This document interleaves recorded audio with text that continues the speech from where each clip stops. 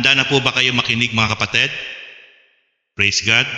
Sige po, sa oras na ito ay tayo pinadako na po sa salita ng Diyos. Alam niyo po mga kapatid, sa ating pong kapanahunan ay sa tala po, ayon po sa survey, malaki pong porsyento ng mga tao sa buong mundo ay dumadaan sa matinding depresyon, matinding discouragement, matinding disappointment sa iba't ibang kinakaharap na sitwasyon sa buhay.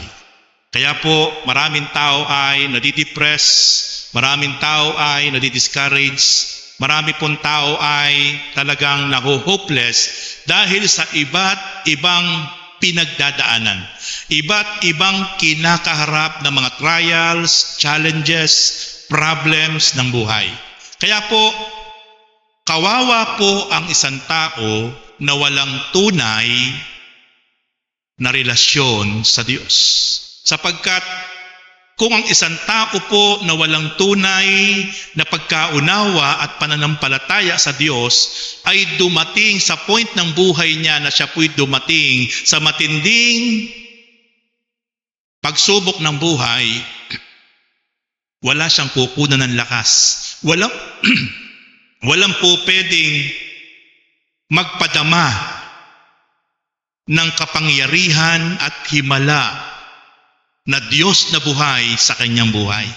Kaya patuloy siyang madidiscourage, patuloy siyang madidisappoint sapagkat never niyang mararanasan ang isang himala na gagalaw sa kanyang buhay sapagkat wala siyang tamang pagkaunawa sa Diyos.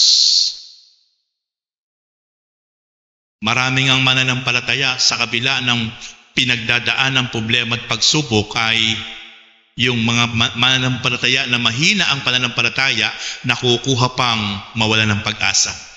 How much more mga kapatid, yung mga taong walang lubos na pagkakilala at relasyon sa Diyos ang hindi po madiscourage sa buhay.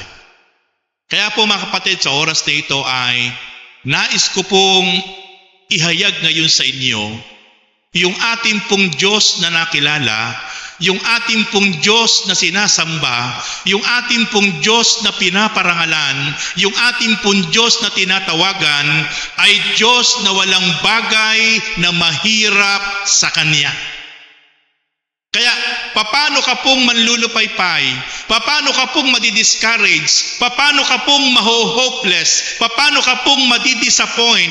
Kung alam mo, yung Diyos mong sinasamba, pinaglilingkuran at tinatawagan ay Diyos na walang bagay na mahirap sa Kanya. Kaya, lagi kang mapupuno ng pag-asa.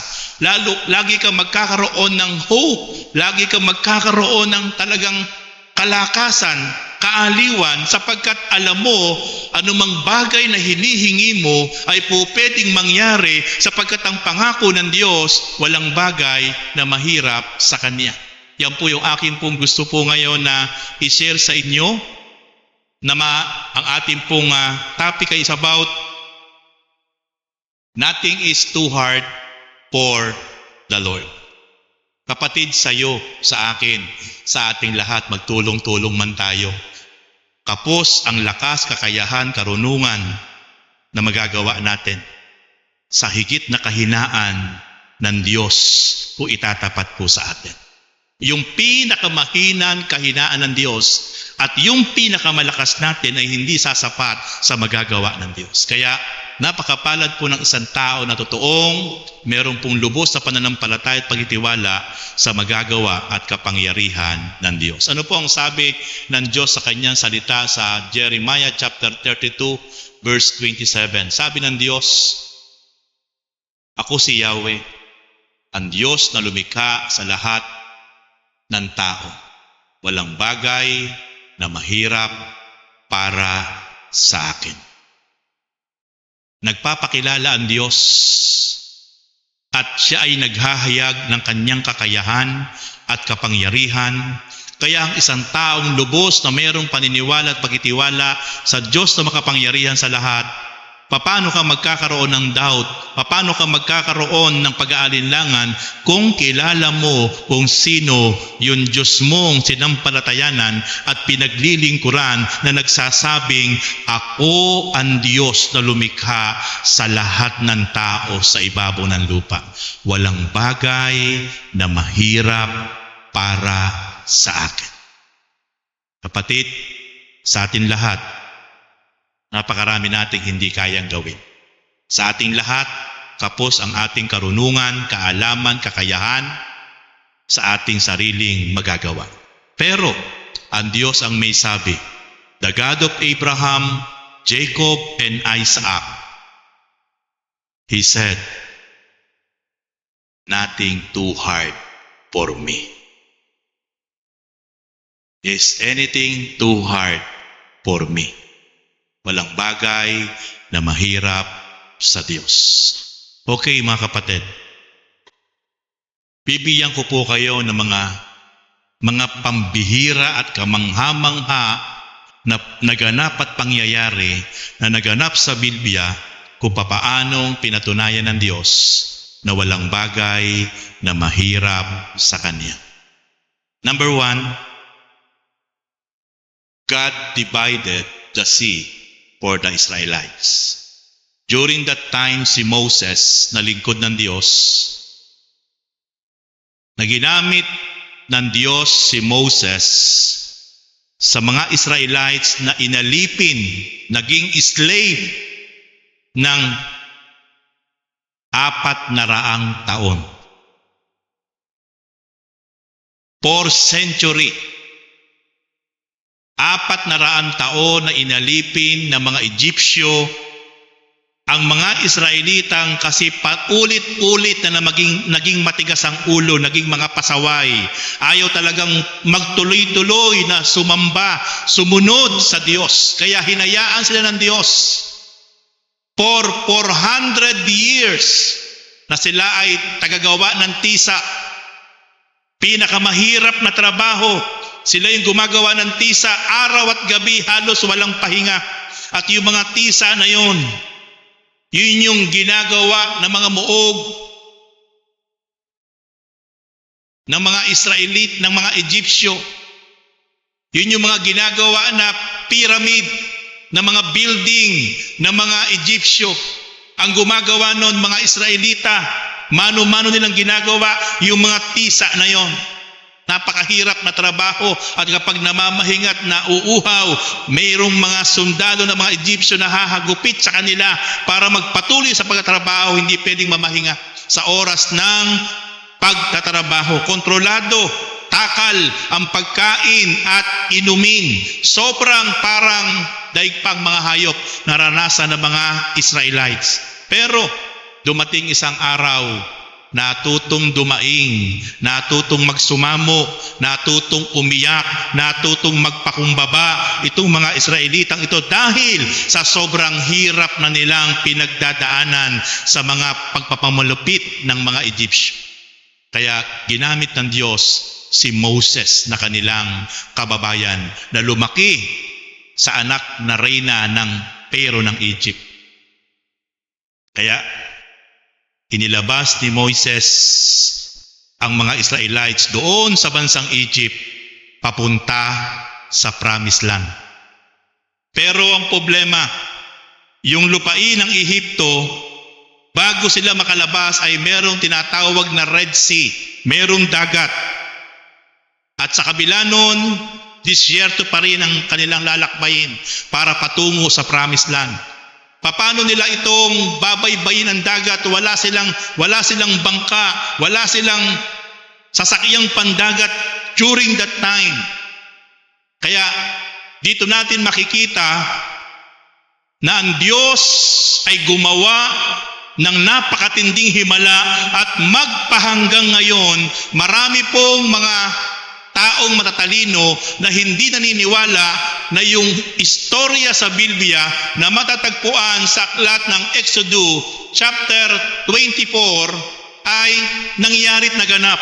Pero ayon po sa mga sayantipiko, ayon po sa mga nagsisiyasat, na patunayan po ito lamang pong year 2000 na meron pong nakuha sa ilalim po ng karagatan na yon kung saan biniyak ng Diyos ang dagat sa panahon ni Moises, na mga gulong ng mga karwahe, mga buto ng mga kabayo, mga gamit ng mga sundalo ng mga Egyptyo na nasa ilalim ng karagatan. Kaya yung po ang nagbigay ng pruweba na totoo ang binabanggit ng banal na kasulatan na biniyak ng Diyos ang dagat, at yung mga nalunod na mga humahabol na mga sundalong Egyptyo, sila po ay namatay doon sa karagatang iyon sa ilalim po ng Red Sea. Napatunayan po yan ang siyensya. Kaya po, hindi po nagsisinungaling ang banal na kasulatan. Kaya, nung sila po ay nakaharap na po doon sa Red Sea at hinahabol po sila ng mga Egyptyo kasama ang Pharaoh ng Egypt, dumalangin po si Moises, Panginoon, ano ang gagawin ko? Sabi ng Diyos kay Moses, yung baston mo na yan, itutok mo sa dagat. At nung itutok sa dagat, sabi ng Diyos, hahatiin ko yung dagat na yan. At lalakad kayo sa tuyong lupa dyan sa ilalim ng dagat na yan, na wala kayong tatapakan tubig. At sumunod po si Moises, itinutok niya ang kanyang baston sa dagat. Magdamag po na nagpadala ang Diyos ng hangin, na kung ating iisipin itong hangin itong pinadala ng Diyos na magdamag ay ipo-ipo. Ipo-ipo po na nagpataas at nagpaangat doon sa tubig ng Red Sea, at nagparang pader ang kabilaan, nabiyak po yung dagat, at sila po ay lumakad doon sa tiyo na ilalim ng dagat na yon dahil sa napakamakapangyarihang galaw ng Diyos. Hindi po makalapit yung mga Egyptyo sa magdamag na yon, sapagkat alam niyo po kung bakit hindi makalapit. Meron pong haliging apoy na nagpo-protect sa mga Israelites.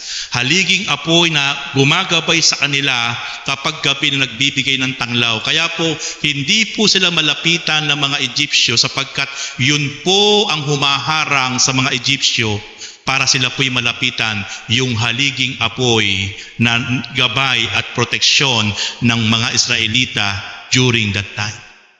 Kapag po araw naman, ang gumagabay sa kanila ay haliging ulap na nagbibigay ng lilim sa init ng araw sa kanila habang sila'y naglalakbay. Ganyan po kamahal at kabuti ang Diyos sa napakatitigas na ulo ng mga Israelita.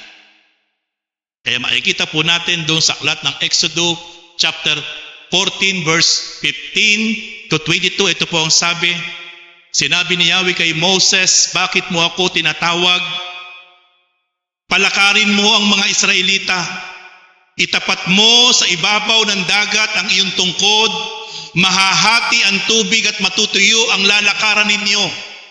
Lalo kong pagmamatigasin ang mga Egyptyo at pasusundan ko kayo sa kanila. Ngunit doon ko sila lilipulin. Ang mga Egyptyo, ang mga kawal ng Paraon, pati ang kanilang mga karwahe, ipakikita ko sa kanila ang aking kapangyarihan. Sa gayon, malalaman ng mga Egyptyong iyan na ako si Yahweh, ang anghel ng Diyos na pumapatnubay sa paglalakbay ng mga Israelita ay nagpatihuli sa kanila, gayon din ang haliging ulap. Ang ulap ay lumagay sa pagitan ng mga Israelita at ng mga Egyptyo. Lumatag ang kadiliman at dumating ang gabi, at ang mga Egyptyo ay di makalapit sa mga Israelita.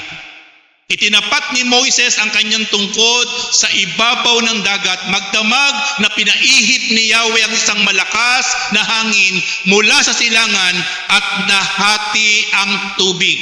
Verse 22, at ang mga Israelita ay bumagta sa dagat na ang nilakaray tuyong lupa sa pagitan ng animoy, pader na tubig. Makikita po natin, yung kapangyarihan ng Diyos ay walang limitasyon. Sino ang sino ang napakamakapangyarihang bansa na nabalitaan nyo na po na humati ng dagat? Sino po ang makapangyarihang mga tao na nakaimbento para limasin ang dagat? Wala pa po hanggang ngayon. Pero yung Diyos na hindi nakikita, na Diyos ni Abraham, ni Jacob at ni Isaac, at Diyos ng mga Israelita, at Diyos din natin ngayon, nothing is impossible with our God. Kaya mga kapatid, paano kang madi-disappoint? Paano kang maho-hopeless? Paano kang madi-discourage sa buhay? Kung anuman ang iyong pinagdadaanan, kung anuman ang iyong kinakaharap, kung anuman ang iyong naranasan, meron tayong Diyos na nagsasabi, walang bagay na mahirap para sa akin. Hallelujah! Kaya makikita po natin, nung biyakid po ng Diyos ang dagat, nagpadala siya ng hangin magdamag na ito po ay umihip at itinaas yung tubig ng dagat. Nagparang pader yung magkabila ng dagat, natuyo yung gitna at nakapagsimula pong makalagpas sa dagat yung mga Israelita. At nung sila po ay nakalagpas na, hinayaan ng Diyos itong mga Egyptyo kasama yung paraon na sila po ay makasunod at hinabol nila doon sa tuyong dagat yung mga Israelita. At nung sila pong lahat, ang mga Egyptyo at pero ng Egypt ay nandoon na, saka po bigla pong ipinugnos ng Diyos yung tubig dagat at yun po ang naging daan na lahat po ng mga Egyptyong humahabol sa mga Israelita ay namatay lahat at nalunod. Kaya ayon sa siyentipiko na patunayan, yung kanilang mga gulong ng karwahe, yung mga buto ng mga kabayo, yung kanilang mga gamit pandigma ay merong nakita sa ilalim ng dagat ng Red Sea na yun ang nagpatunay na hindi nagsisinungaling ang banal na kasulatan. Kaya po mga kapatid, makikita po natin kung nakayang biyakin ng Diyos yung dagat, ano ang mga bagay na hindi niya kayang biyakin sa ating harapan para tayo ay makapagpatuloy na walang hadlang sa pagsunod sa kalooban ng Diyos. Minsan sa ating buhay, maraming dead end. Sa ating buhay na pagpapatuloy sa pagsunod sa kalooban ng Diyos, maraming dead end na parang wala na tayong sisilungan. Hindi ka po pwedeng kumaliwa, hindi ka po pwedeng kumanan, lalo't higit hindi ka po pwedeng sumulong sapagkat wala na, dead end na.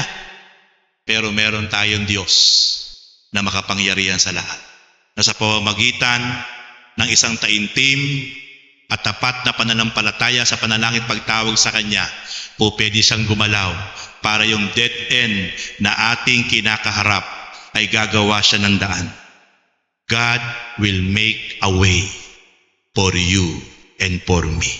Amen? Para matahak natin yung journey natin, para patuloy nating maparangalan, mapapurihan ang Diyos na makapangyarihan sa lahat. Praise God. And then second point, God sent fire from heaven. Ito po yung kwentong ito ay matatagpuan po sa 1 King chapter 18. During that time, sa panahon po ni Prophet Elijah. Ito pong si Prophet Elijah ay talagang sinasamahan ng Diyos. At meron pong hari during that time sa katauhan ni King Ahab. Ito po ang hari ng Judah sa panahon ni King Ahab. Ang masakit po bilang hari ng Judah, itong si King Ahab ay hindi naging tapat sa Diyos. Kaya paulit-ulit po siya na pinagsasabihan, na paulit-ulit po siya na talagang itinutuwid, tinuturuan, pinapangaralan ni Prophet Elijah. Pero dahil ito po'y hari, lagi po siyang galit kay Prophet Elijah sapagkat Para po bang ang pakiramdam niya, hindi siya nirerespeto, iginagalang ng lingkod ng Diyos sapagkat lagi siyang tinuturuan para itama niya yung kanyang mga maling ginagawa. Yan po kasi ang trabaho ng isang propeta na talagang sabihin kung ano ang mali mong ginagawa at dapat mong pagsisihan. Kaya galit na galit itong si King Ahab kay Prophet Elijah. At ito pong si King Ahab, ang masakit, nag-asawa po siya ng isang babae na hindi po niya kauri. Hindi po mananampalataya, hindi kumikilala sa Diyos na makapangyarihan sa lahat. Ang napangasawa po ni King Ahab ay si Jezebel. Kaya nga po may tinatawag pong Jezebel spirit. Si Jezebel po kasi, ang tatay po ni Jezebel ay si Etbaal. Si Etbaal po ay hari po ng Sidon during that time. Hari ng Sidon ang tatay ni Jezebel. Ito pong si Etbaal, ang kanila pong pananampalataya, sila po'y sumasamba sa Diyos-Diyosang si Baal. Alam niyo po ba yung Diyos-Diyosang si Baal? Ito po ay tao po ang katawan, pero ang ulo ay baka. Kaya makikita po natin, ito po yung kanilang sinasamba, inaalayan, niyuyukuran. Ito po yung kanilang inaalayan ng mga iba't ibang uri ng hayop, nagsusunog para po sa kanilang Diyos-Diyosa na si Baal. At ang masakit po, dahil napangasawa po ni King Ahab, itong si Jezebel na anak ni Etbaal, na ang kanila pong pananampalataya ay pagan faith, taliwas sa Diyos, na impluwensyahan po si Ahab. Kaya po si Ahab bilang hari ng Juda, nagpagawa pa po siya ng mga dambana, nagpagawa pa po siya ng mga Diyos-Diyosan. Hindi lang po siya na-impluwensyahan, nakot na po siya ng pagan belief. Kaya dito po lalong nagalit ang Diyos kay Ahab. Bukod pa po, nagpagawa pa po siya ng Diyos-Diyosang si Asherah. Hindi pa po siya nasiyahan sa kanyang Diyos, sa Diyos-Diyosan nilang si Baal. Nagpagawa pa po siya ng panibagong Diyos-Diyosan na si Asherah. Kaya ang Diyos po, kapag binasa po natin ang Bible, dito po galit na galit ang Diyos sa mga Israelita kapag sila po'y naiimpluwensyahan ng mga maling lahi at sila po ay natututong sumamba sa hindi tunay na Diyos. Kaya po during that time, ay kita po natin, laging inuutusan ng Diyos ang lingkod niyang si Prophet Elijah para puntahan, para i-rebuke, para turuan, para pangaralan itong si Haring Ahab para pagsisihan at talikdan ang kanyang maling ginagawa. Pero ang masakit, sa halip pong makinig, sa halip pong sumunod, itong si Haring Ahab, ayaw po niyang sundin ang lingkod ng Diyos na si Prophet Elijah. At galit na galit pa po siya at gusto niyang patayin. Ang ginawa po ni Jezebel, ang lahat po ng propeta ng Diyos ay kanya pong ipinapapatay. Pero sila po ay may mga propeta, meron pong 450 prophet si Jezebel, propeta po ni Baal. At meron pa po silang 400 na propeta ni Asherah. Sa makatuwid, sila po sa kanilang maling pananampalataya ay meron silang mga false prophet na 850 prophets. Pero meron pa pong 100 propeta na itinago po sa yungib ng kanang kamay ni Ahab sapagkat ipinapapatay nga po during that time ang lahat ng propeta ng Diyos na buhay. Ang pag-aakala po ni Elijah, siya na lang po ang propetang natitira. Siya po ay nagtatago sa mga yungib para hindi po siya mapatay na mga tauhan ni Jezebel. At dito po makikita po natin sa 1 King chapter 18, pinapunta ng Diyos si Elijah kay Haring Ahab para ito po ay kausapin. At ito po ang naganap.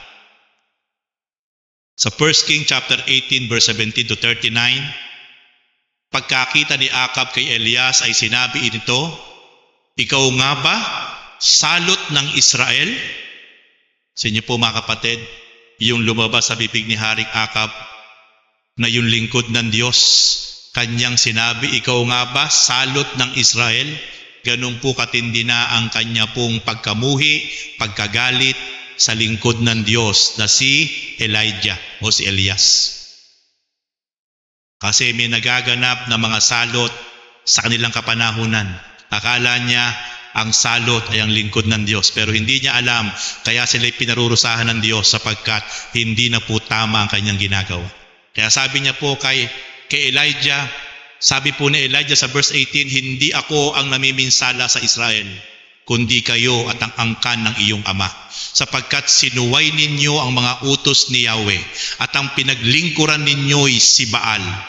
Ngunit tipunin ninyo ang buong Israel at ang 450 na propeta ni Baal at 400 propeta ni Asherah na pinakakain ni Jezabel at maghaharap kami sa bundok ng Carmelo, tugon ni Elias.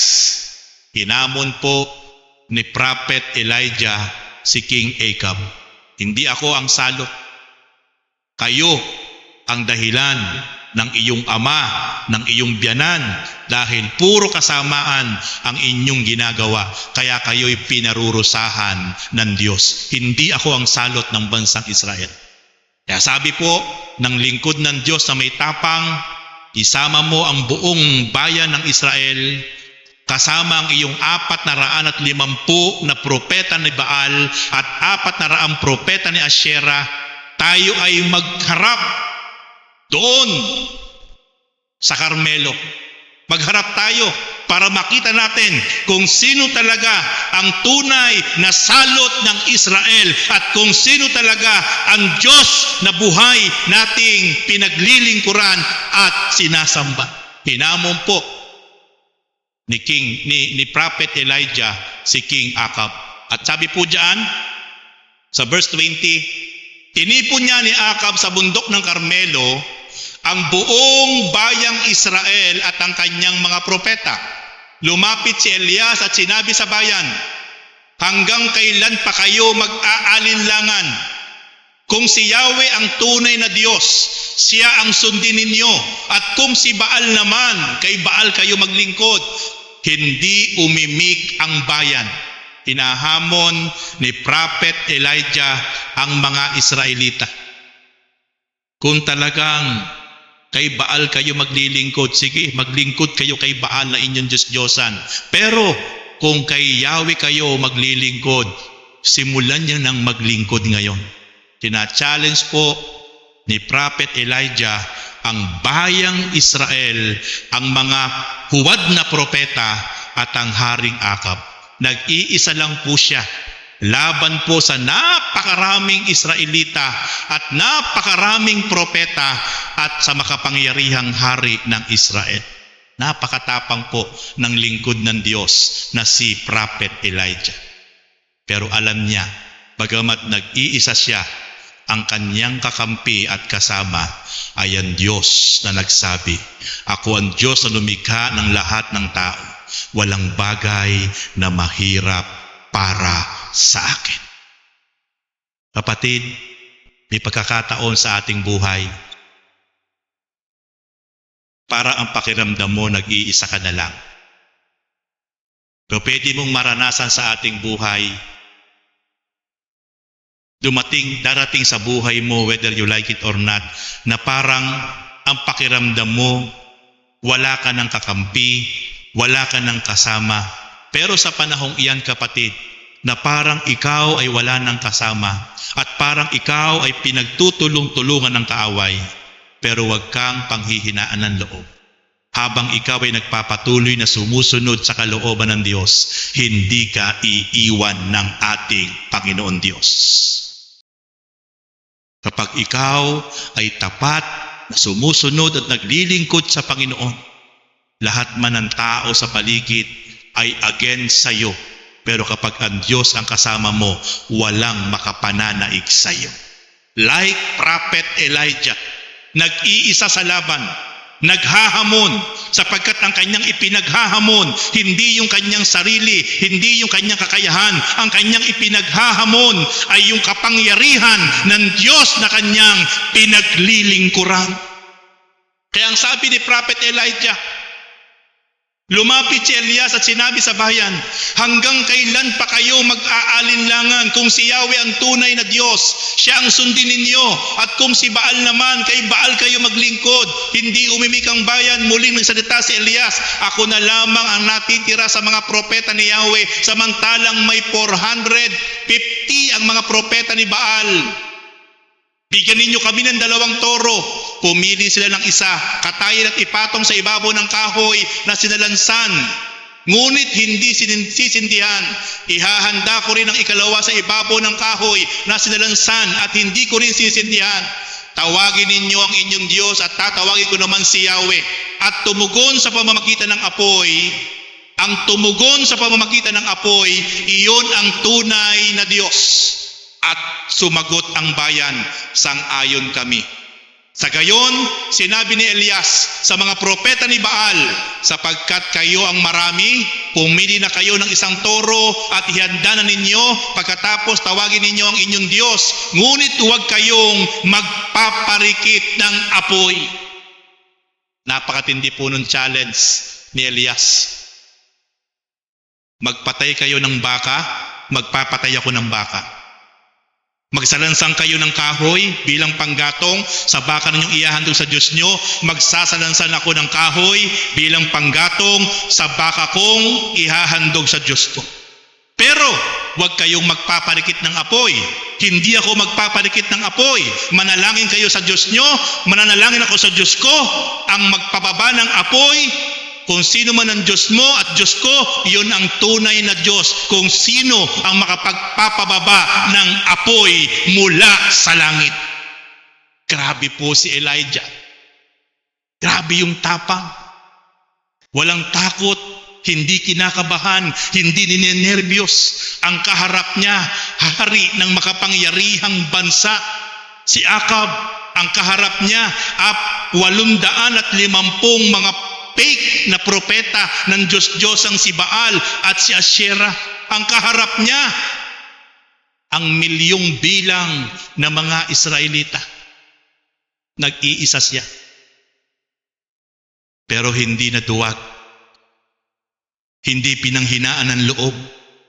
Bagkus siya ang naghamon. Sige, tapusin na natin to.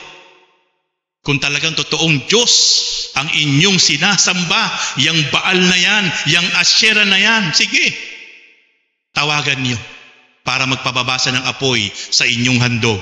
Pero ang Diyos kong si Yahweh, tatawagan ko. Mauna kayo, kasi mas marami kayo. Sige, mauna na kayo. Mauna kayong maghandog. Mauna kayong magsalansan ng mga kahoy. Mag-umpisa na kayong tumawag sa Diyos nyo. Mauna kayo. Pagkat nag-iisa ako, kayo na ang mauna. Marami kayo.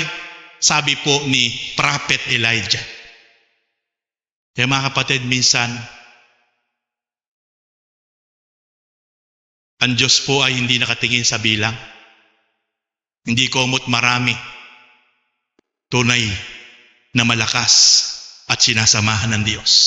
Kapag mali ang pananampalataya, mali ang pagbibigay ng pagpapahalaga at pagsunod sa Diyos, hindi komot marami ay sasamahan ng Diyos. Itong hamak na lingkod ng Diyos na si Elijah, nag-iisa.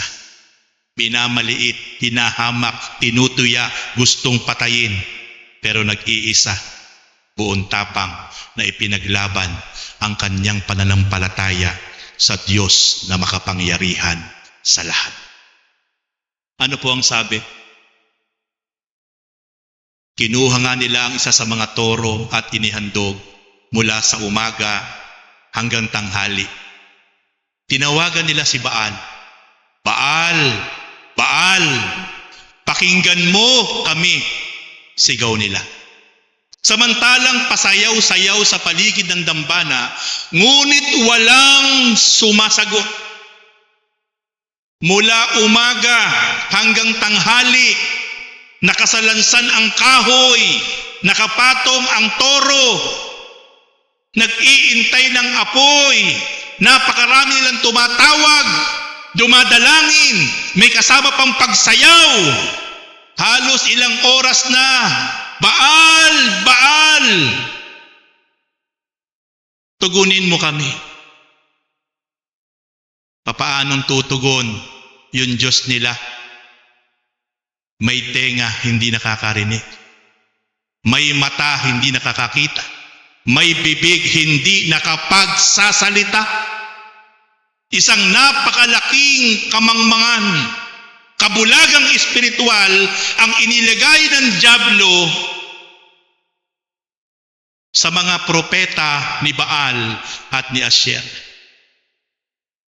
Kaya mga kapatid, napakapalad natin sapagkat tayo'y pinalaya sa isang maling pananampalataya. Tayo po ngayon ay meron Diyos na tinatawagan, sinasamba, pinararangalan, pinupuri. Walang anyo, walang itsura, hindi nakikita, pero lubos na makapangyarihan sa lahat. The God of Almighty God in heaven, ang siyang Diyos na lumikha ng dagat, ng mundo, ng araw, ng buwan, ng planeta, at lahat ng may buhay sa ibabaw ng mundo. Siya yung Diyos na ating sinasamba at tinatawagan, ang Diyos ni Elijah. Amen! Give the best clap offering for the Lord. Oh, hallelujah! Napakapalad natin sapagkat ang Diyos din nating sinasamba, pinaglilingkuran ay Diyos ni Elijah. Sabi ng Diyos sa Isaiah 44, kung di ko nagkakamal, Isaiah 44, verse 8, walang kwentang tao ang mga taong gumagawa ng rebulto. Sila'y mapapahiya.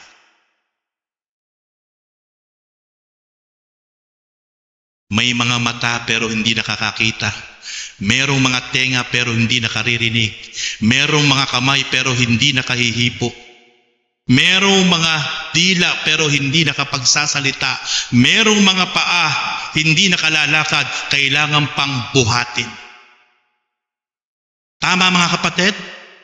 Ito po yung Diyos-Diyosang tinatawagan ng mga huwad na propeta during that time. Ang rebultong si Baal. Sabi po diyan,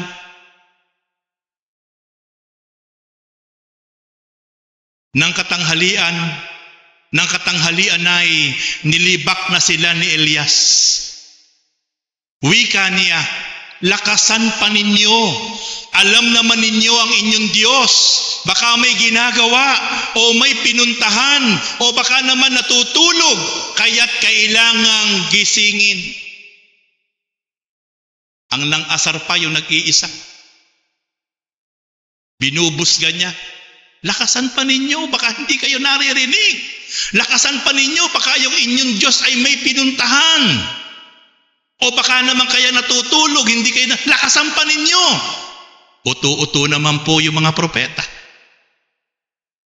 Ano po ang sabi ng verse 28? Lalo nga nilang inilakas ang kanilang sigaw. Uto-uto sila eh.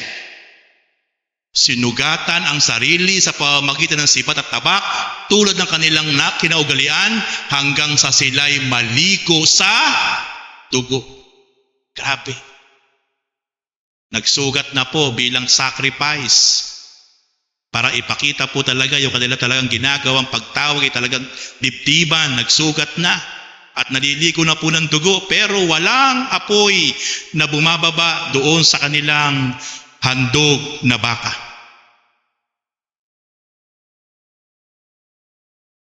Lumampas ang tanghali at oras ng paghahandog ng hain, ngunit wala pa rin tugon kahit ano. Verse 30, nagsalita noon si Elias sa buong bayan.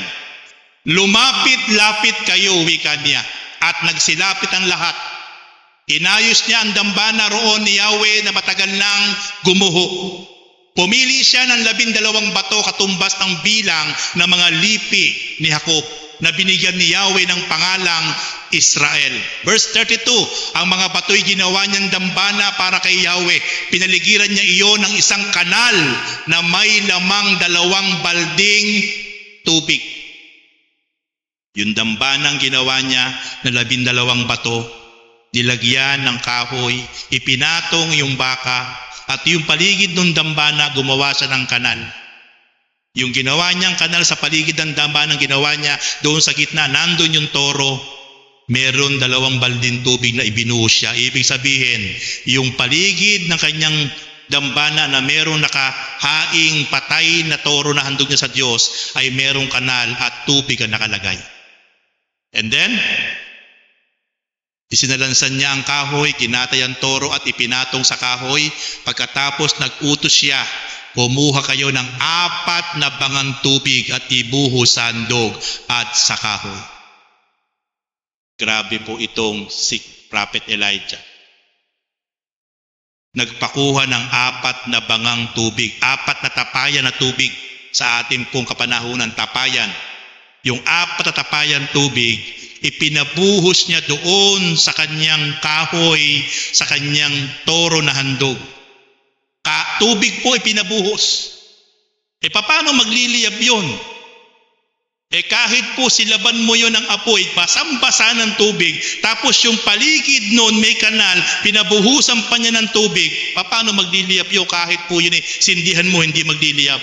Ipinakita ni Prophet Elijah, napaka-imposible na may bumabang apoy, at kung may bababamang apoy, napaka-imposibleng masusunog yung kanyang hain sapagkat binabad niya, pinabuhusan niya ng tubig. Pero pagpapakita yon, iba yung Diyos ko sa Diyos ninyo, sapagkat walang bagay na mahirap sa akin Diyos na si Yahweh. Anong sabi? Umagos ang tubig sa paligid ng dambana at umapaw sa kanal. Nang 3 ng hapon na siyang oras ng paghahandog, tumayo si Elias sa harap ng dambana at nanalangin. Ito po ang secret weapon, mga kapatid. Sabihin niyo po ng malakas, mga kapatid, sabay-sabay. Si Elias ay nanalangin. Mga kapatid, anumang laban, matinding laban sa buhay, ang ating pwedeng kaharapin, kahit mabigat na laban, mahirap na laban, na parang ikaw ay nag-iisa na lang.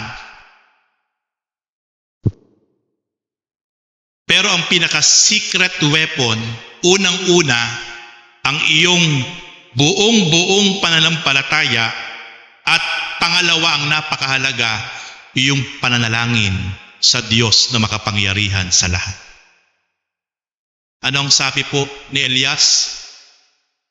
Yahweh, Diyos ni Abraham, Isaac at Jacob, patunayan po ninyo ngayon na talagang kayo ang Diyos ng Israel at ako ay inyong lingkod. At ginawa ko ang lahat ng ito pagkat ito ang inyong utos. Dinggin ninyo ako, Yahweh, upang matalastas ng bayang ito na kayo lamang ang Diyos at sila'y inyong pinapagbabalik loob. Noon di nagpapaba ng apoy si Yahweh at tinupok ang handog, ang kahoy at ang mga bato sa lupa sa paligid. Pati ang tubig sa kanal ay natuyo. Pagkakita sa nangyari, nagpatira pa ang buong bayan at sumigaw, si Yahweh ang Diyos, si Yahweh lamang ang Diyos.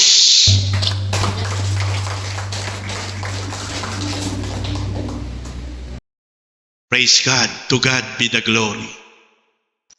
Nang masaksihan ng mga Israelita ang hindi kapanipaniwala na event sa pamamagitan ng buhay ng lingkod niyang si Prophet Elijah, hindi makapaniwala at maaaring makapigil hininga na nasaksihan ng bayan ng Diyos ang pagbaba ng tubig, ng pagbaba ng apoy mula sa langit. Tinupok yung basang-basang kahoy at yung toro at yung tubig sa kanal ay natuyo sa init ng apoy na bumaba mula sa langit. Kapatid, muli, sa ikalawang pagkakataon, nire-remind tayo ng banal na kasulatan sa umagang ito. Walang bagay na mahirap sa Diyos. Ano ang pinagdadaanan mo? Ano ang sitwasyon mo? Ano ang problema mo? Ano ang pagsubok mo? Walang bagay na hindi kayang gawin ang Diyos sa buhay natin. Si Prophet Elijah nag-iisa, parang kawawa, parang asong ligaw, kung tingnan ng kanyang mga kaaway at mismo ng kanyang mga kababayan, maaaring pinagtatawanan, tinutuya nung una sapagkat walang kakampi, kahabag-habag, pero hindi nila nakita ang kakampi ni Elijah ay ang Diyos na makapangyarihan sa lahat. Kaya right on the spot, nang matapos yung panalangin ng lingkod ng Diyos na si Prophet Elijah, right on the spot, bumulusok ang apoy doon sa kanyang hain. Pinatunayan ng Diyos, siya yung Diyos na makapangyarihan sa lahat at Diyos na talagang lingkod niya si Elijah. Kaya namangha, nagulat ang mga Israelita. Kaya sabay-sabay silang sumigaw, si Yahweh nga, ang tunay na Diyos. Walang ibang Diyos na kagaya niya. Siya ang tunay na Diyos na pinaglilingkuran ni Elijah. Kaya mga kapatid, napakapalad natin sapagkat dati po tayong pagano ang ating pong pananampalataya. Galing po sa bansang Espanya ang ating pananampalataya. Binulag po ang ating kaisipan, ang ating puso sa maling pananampalataya at pagbibigay lugod sa mga Diyos-Diyosang hindi naman Diyos. Masyado po yung ating ibinigay na pagpapahalaga sa mga dating Diyos-Diyosan na hindi po pinahahalagahan at kasuklam-suklam sa harap ng Diyos. Napakapalad po ng bawat isa po sa atin sapagkat tunay po na nakalaya po tayo sa maling pananampalataya na dinala lang po sa atin ng mga Espanyol. Sapagkat ang tunay pong Diyos na dapat nating sambahin ay walang iba kundi ang Diyos ni Abraham, Diyos ni Jacob, Diyos ng Israel, Diyos ni Isaac, at Diyos ni Prophet Elijah. Iyan po yung Diyos na ating pinupuntahan sa lugar na ito, inaawitan, pinapalakpakan, sinasayawan, tinutugtugan, at pinaglilingkuran. Hallelujah! Kaya worth it po lahat mga kapatid yung ating ginagawa sapagkat ang Diyos natin ay tunay na kayang magpababa ng apoy, kayang bumiyak ng dagat. Sapagkat walang bagay na mahirap sa ating Panginoon Diyos. God destroy the fortress of Jericho. Alam niyo po ba yung Jericho iyan kung saan nakatayo dati? Yan po yung promised land. Yan po yung Israel ngayon. Yung lupang pangako, yung lupang napakayaman, yung lupang napakalusog. Diyan po nakatayo. Yung wall of Jericho, yung isang muog na napakataas. Napakataas na muog, pabilog. At yung kapal ng muog na yon, 2 10-wheeler pwedeng magsalubungan sa kapal ng bato ng muog na yon. Kaya po, kung makikita po natin ang history ng mga Palestino at ng Israel, ang promised land po talaga Ang nakatira dyan, according sa Holy Scripture, ay ang mga Pilisteo talaga. Sila talaga ang nakatira dyan. Lupa nila yan. Pero, ibinigay ng Diyos sa kanyang bayang Israelita. Walang lupa ang mga Israelita. Wala po silang lupain. Pero dahil sila'y mahal na mahal ng Diyos, chosen people of God, chosen nation of God, yung pinakamagandang lupa sa Middle East, sa kanila po ipinamana, yam niya po yung Wall of Jericho. Mga malalaki, mga higante, mga mandirigma, mga mahuhusay. Napakahirap gapiin. Paano mong gagapiin yan bago ka makapasok dyan? Paano mo yan titibagin? Napakataas, napakakapal na bato. At yung pong bato sa Middle East, pansinin niyo po, pag napunta kayo ng Israel, yung mga bato po doon, ibang klase, mas matigas pa po sa marmol. Ibang klase po ang bato sa Israel. Kung matigas po yung marmol, mas matigas pa po sa marmol ang bato sa Israel. At yan po yung Wall of Jericho. Paano mong gagapiin ang lahi na yan na napakalakas, napakalalaki, napakaraming gamit na pandigma during that time, samantalang ang mga Israelita sa pangunguna ni Joshua, wala naman silang gamit. Pero pinatunayan muli ng Diyos, manampalataya lang kayo sa akin. Sumunod lang kayo sa akin, Joshua. Yung pangako ko sa inyong lupang pangako, na matabang lupa, mapayapang lupa, sa inyo ko ibibigay. Palalayasin ko yung mga Pilisteyong iyan. Ipapapatay ko sa inyong lahat yan.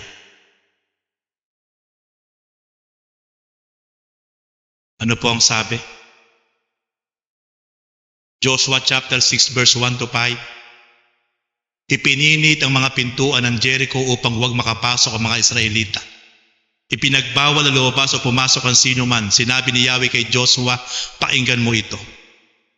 Ipalulupig ko sa inyo ang Jericho, 10 ng kanyang hari at magigiting na kawal. Tignan niyo po mga kapatid, kung kayo po si Joshua during that time, may sinabi ang Diyos sa inyo, makinig ka sa akin, Joshua. Ipalulupig ko sa iyo ang Jericho. Lahat ng kanyang kawal, papatayin ninyo at matatalo nyo sila. At yung Jerichong iyan na napakatabang lupain, sa inyo ko yan ibibigay. Kung kayo po si Joshua during that time, paniniwalaan nyo po yun. Napakahirap pong mangyari yun sapagkat grabe po yung tibay, yung taas nung muog ng Jericho. Pag pumasok ka ng buhay doon, hindi ka makalalabas ng buhay. Sapagkat makapasok ka man ng buhay sa loob ng Jerichong iyon, patay kang lalabas. Pero sabi ng Diyos kay Joshua, ipalulupig ko sa inyo ang Jerichong iyon. Isa yan ay ibibigay ko sa inyo. Sabi ng Diyos, ikaw at ang iyong mga kawal ay liligid sa palibot ng Jericho minsan isang araw sa loob ng 6 na araw. Paunahin mo sa kaban ng tipan ng 7 saserdoteng may dalang mga tambuli. Sa 7 araw, makapito kayong liligid sa lungsod at hihipa ng mga saserdote ang dala nilang tambuli. Tingnan niyo po, ano po ang gamit na dadalhin po ng mga saserdote lang? Tambuli. Alam niyo po ba tambuli? Yan po yung hinihipan. Han, pakikuha mo nga yung tambuli ko sa kwarto para makita nilang personal. Tambuli ko. Yung pong tambuli ko po na yan galing Israel. Nung umuwi po si Ann, nagbilib po ako na dalan ako ng tambuli. Para makita nyo pong personal, yung sinasabi po dito na paunahin mo sa kabanang tipan ng 7 saserdoteng may dalang tambuli. Sa ikapitong araw, makapito kayong liligid sa lungsod at hihipan ng mga serdote ang dala nilang tambuli. Araw-araw iikot sila sa wall of Jericho, minsan isang beses.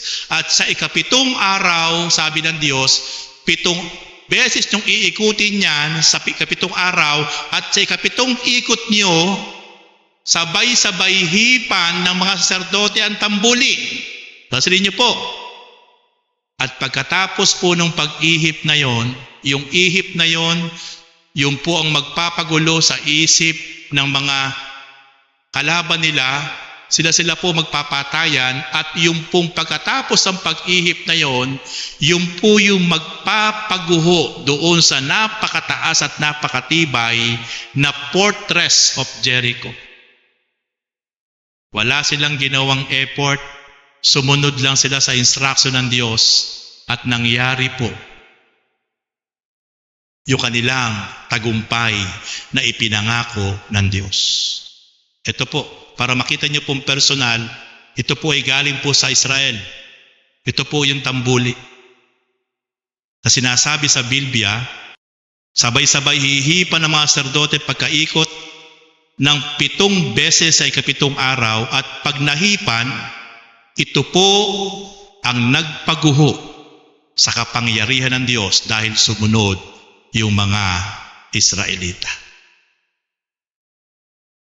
Kaya alam niyo po, mapalad po tayo sapagkat nagkaroon po tayo ng tambuli from Israel, sapagkat very significant po ito.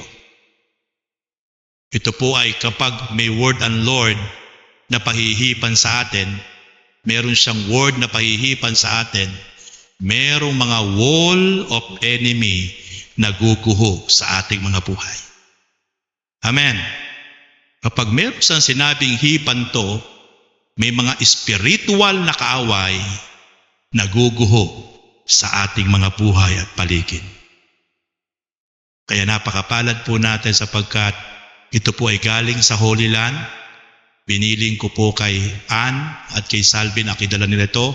At meron din po tayong langis, anointing oil na mula po sa Israel. Kapag tayo po ay nagbe-blessing ng mga sasakyan, bahay, at mag-a-anoint ng mga leader, meron po tayong langis na talagang holy oil na mula sa Holy Land. Di po lahat ay nagkakaroon noon. Mapalad tayo sapagkat meron tayong kapatid na nasa Israel. Kaya nakapagbilin tayo, hindi po nila nakalimutan, at talagang tayo po ay nadala. Salamatan. Kaya mga kapatid, kumuho po ang wall of Jericho nang wala po silang ginagawang hirap. Sumunod lang sila kung ano ang instruction ng Diyos sa kanila. Kaya napakahalaga po mga kapatid, na ang bawat isa po sa atin ay marunong tayong makinig sa instruction ng Diyos sa pamamagitan ng banal na Espiritu.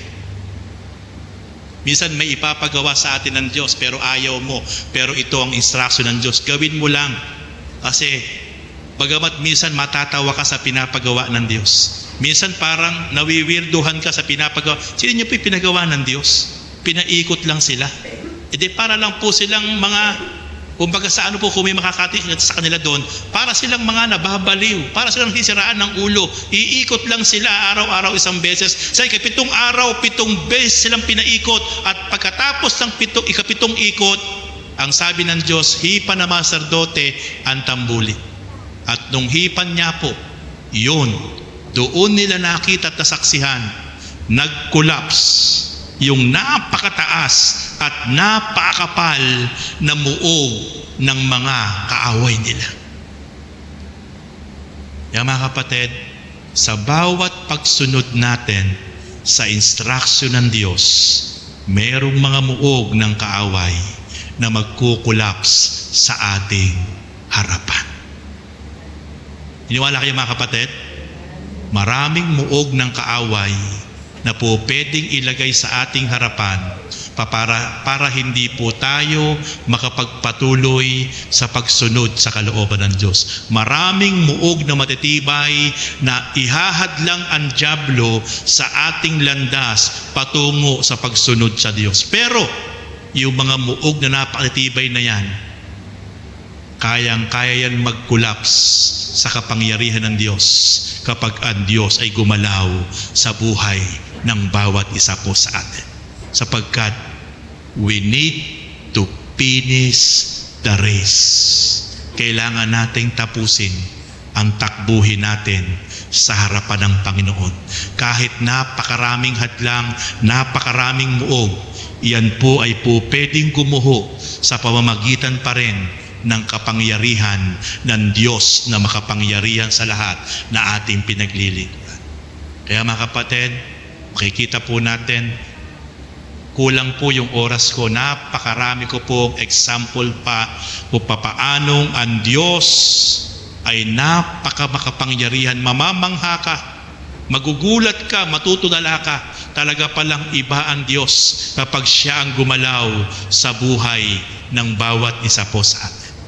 Kaya sa oras na ito kapatid, kung tayo po ay dadaan sa mababigat at mga hindi pangkaraniwang sitwasyon, huwag niyo pong kakalimutan, meron tayong Diyos na nagsabi, walang bagay na mahirap sa akin.